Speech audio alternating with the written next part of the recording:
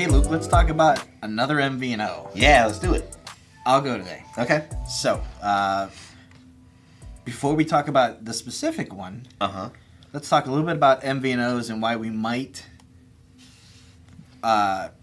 suggest them or recommend them for people. So, one of the things with MVNOs is that they don't really advertise quite as much. They don't have the brand awareness that a lot of the big carriers do. Sure. Everybody sees commercials for Verizon, and AT&T is everywhere, T-Mobile. Right. But if you're standing in line at a grocery store, sometimes you look over and you see other brands represented. Sometimes you'll see them in Target, Walmart. Yeah. People have questions about those. I think they're maybe prepaid or a less than option sometimes, or, what's the point of this? Yeah. Why would I consider this? So that's what an MVNO, that's the point of this series. So that is an acronym for Mobile Virtual Network Operator. And they are basically companies who lease the towers, the infrastructure to support their service. But they operate independently, use their own billing, their own customer service. Right. Some of them have a retail experience, some of them do not. Each of them has kind of some benefits and drawbacks. Right. So what we do here is a series where we kind of educate people on the specifics of the different ones. Because there are a lot. There are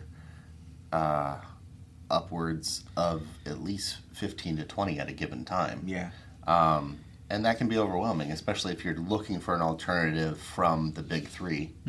Where do you start? So, or for people who have no idea that they have an option from the big three and don't know, like, wait, you mean I can still get all of these things without having to go through this company and pay for these features? The trade-off happens because, like you mentioned, a lot of those companies either only have an online presence or only offer a limited amount of devices, so they're able to keep that cost of the service down. And since they don't have to maintain and upkeep their own towers, they're able to pass that savings on to you. So you're not really losing any quality of service. Right.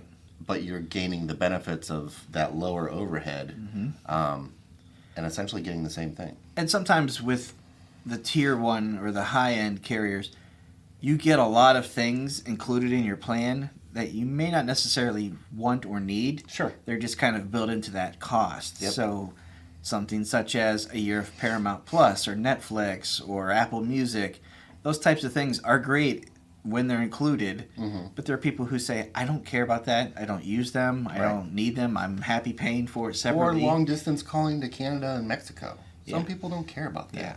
International rates. The ability to have worldwide service through other, those are great if you are traveling, but if you're not, then why should you have to pay for it? Exactly. So today we'll talk about Ting. Yeah. As a carrier, as a mobile virtual network operator. And I'll answer some of your questions. These are 7 questions we've done for some other carriers of common things. This isn't an exhaustive look that says this is everything you need to know. These are things that you should know about them. The idea here is to kind of push you either towards or maybe away from the carrier so that you have a better understanding of them. Maybe for yourself or somebody that you know that says, I'm tired of paying this, bill every month, or my daughter and her family are trying to do something cheaper. Here's something they might want to consider. Right. So let's talk about Ting. Okay. So the first question, since an MVNO doesn't have its own towers, what tower or what network does Ting use? So Ting uses both T-Mobile and Verizon towers. Okay. Which, for most people, if you have an understanding of those, pretty much means nationwide coverage. Yes. You've got pretty much anywhere you go. One of the drawbacks with coverage is, data. Yeah. In times of congestion or peak times, areas of congestion, I should say, sometimes the carrier will kind of slow things down to allow for the regular T-Mobile or Verizon customers to kind of have that fast lane. Yeah, they almost have a preferred connection. Yeah. So, but for a lot of people, that rarely happens. And 4G speed, 5G speed is very fast. We've used it for years, and now that you have faster, it seems really slow, but it's still not slow. Yeah. Okay, so the next question then is, do they offer a retail experience? So that is one thing that you'll find that you actually won't find. Sure. There is no retail experience. Okay. And kind of the trade-off, and when we talk about the rate plans and you look at it and say, wow, that's really affordable, this is one of those trade-offs. Mm-hmm. You can't go to the Ting store and talk to somebody and say, hey, I'm having trouble with this. I have some questions about my rate plan or my bill, or, so there is that trade-off. Yeah. MVNOs generally, I think, are more geared for people who are a little more hands-off. Sure. In terms of, I don't need to have somebody walk me through everything. I don't have a bunch of questions. And people are more and more, the consumers are more and more educated as a whole. Yeah. So for that, MVNOs can tend to get away with not having that brick and mortar experience. So in this case, no, it's an online only experience. Okay. Which does give you customer support. That doesn't mean you're just left hanging out there. You can go on there. There is a whole list of frequently asked questions. You can find subreddits and forums and things to kind of help you out as well. Mm-hmm. Okay, so can I use my existing phone if I switch over? You can. And that is something that when we get to another part of this discussion, I would actually recommend. Yeah. If you have a T-Mobile or Verizon phone, or are considering picking up a new phone, buy something that's unlocked, yes, it will be compatible. You can even go to their website and put in the serial number or the IMEI to find out if it's compatible to use that with their service. Okay, so I have my phone. I'm thinking of switching over. What are the rate plans like? So they're pretty affordable. Yeah. When, I've got a little graph here, chart. They have plans to start as low as $10 a month, and that will give you unlimited talk and text. And it'll give you, it's a flex plan, so basically you're paying $5 per gigabyte of data. Okay. And you can use that either for the phone itself for data, or if you want to use it as a hotspot. Okay. For instance, it's called the Set 5 plan. It's 5 gigabytes of fast data, unlimited talk, unlimited text, 5 gigabytes that can be used for the phone or to share with a tablet or a laptop or any other device. You're looking at $25 per month. Nice. So really affordable. And then when you get into people, they're like, well, I need 10, 15, 20 gigabytes of data. I don't know truly what I'm using. Yeah. They have an unlimited plan. It's called the Unlimited Pro. That's $55 a month. Mm-hmm.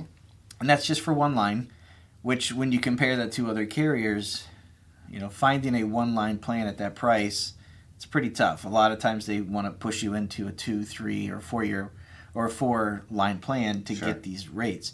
For $55 a month, you get 35 gigabytes of data, the unlimited talk, text, and up to 18 gigabytes of that can be used for hotspot. Right.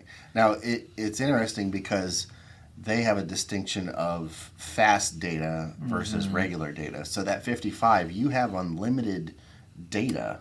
Correct. So, but the 35 gigs is their fast data, and then if you use that 35, you're then back to a slower data, but like still unlimited. Yeah, like a 2G kind of connection. Right. So you do have unlimited access to data. Right. But it's just how much of it is fast. Yeah.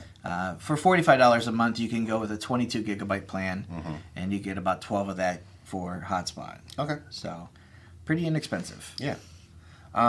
So then that brings us to, specials. Are there any specials? Sometimes. And you'll find this is the case with a lot of MVNOs. You go there and you'll find deals that are sometimes paired with certain phones, or they might have like an instant rebate or discount saying, this is around tax time, or this is around back to school, or this just in, so it's an introductory price. So sometimes you'll find those, but it's usually just on the phones. They don't do really anything, at least as of today, that are related to the rate plans themselves. Okay. And then, the big thing in my phone now that people are talking about is 5G. Does Ting have 5G? They do. It's nationwide, and that is part of the fast data. Got it. So you've got 4G, LTE speeds or 5G speeds nationwide, and that'll basically be based off of your phone, whether it's the T-Mobile SIM card or the Verizon SIM. Sure. But if you have experience with those carriers or are currently subscribed to one of those, chances are you're going to find very similar coverage, connectivity, and if you spend a lot of your time on Wi-Fi, really, not a big deal. You're not, So, but to answer your question, you do have nationwide 5G. Okay, cool. And then if I want to just get a phone and not worry about bringing my old phone or anything, they have phones I can purchase? They do, but they don't have very many. Okay. They have some Apple phones. Uh-huh. They have a handful of Samsung and Motorola, but that's about it. Okay. And the selection on those tends to skew a little bit towards a generation or two behind. Gotcha. So if you want something new that's like the flagship or, the latest and greatest, you might be looking at another unlocked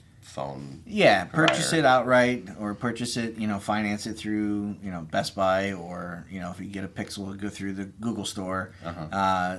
You can get phones through them and put them on payment plans through a firm.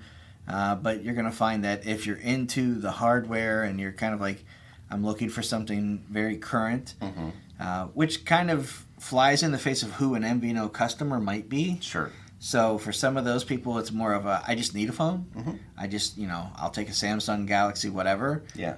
They have those. Yeah. So you do have somewhat of a selection, but if you're, new to Ting, you might want to check on getting your phone direct through somewhere else. Okay.